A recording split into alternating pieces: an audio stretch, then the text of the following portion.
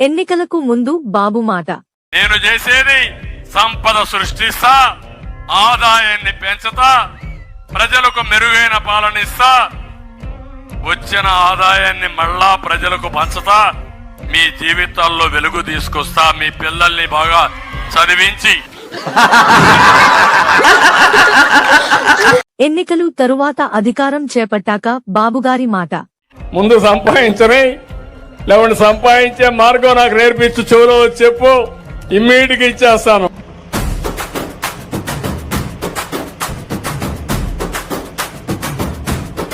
మళ్ళీ మీ అందరికి హామీ ఇస్తున్నా, ఒక పక్క అభివృద్ధి చేస్తా, ఇంకో పక్క ఆదాయం పెంచుతా.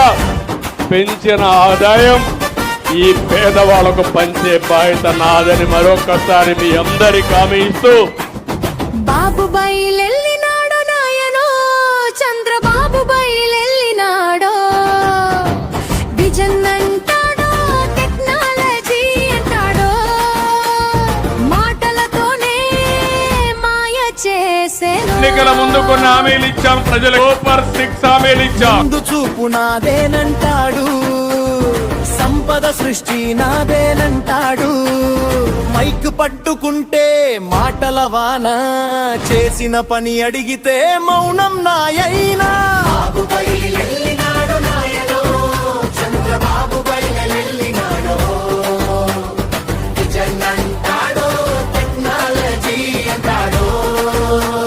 మీకెన్నో హామీలు ఇచ్చారు, చేయాలి, కానీ ఖజానా ఖాళీగా కనపడొస్తా ఉంది, ఏమీ లేదా.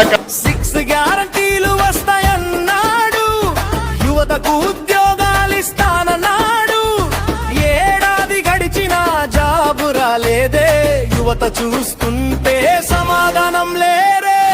అమరావతి అమరావతి మాటల్లో మాత్రం మహానగరమైపోయే, రోడ్డు చూపించి రిబ్బన్ కట్టే, ఫోటో దిగగానే కథ మళ్ళీ మొదలైపోయే.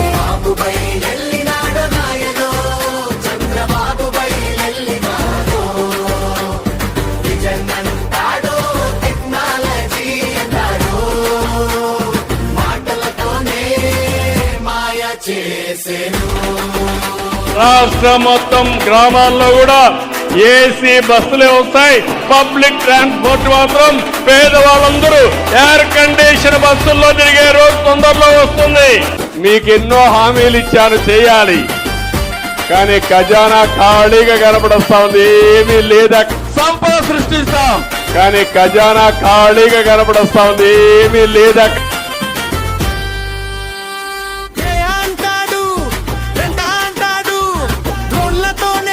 మారుతుందంటాడు, పల్లెలో రైతు సమస్య అడిగితే విజన్ బిచి సరిసెనని అంటూ దారి మళ్ళించే. మళ్ళీ మళ్ళీ చెబుతున్నాడో,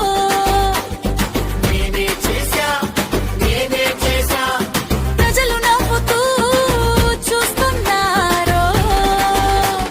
మాటలే కాదు బాబు, పని కూడా చూపించాలయా, ప్రజల ఆశలు నెరవేర్చితే అదే నిజమైన విజన్ అయ్యా. చంద్రబాబు బయలెల్లినాడో, విజన్ అంటాడో, టెక్నాలజీ అంటాడో, మాటలతోనే మాయ చేసెనో.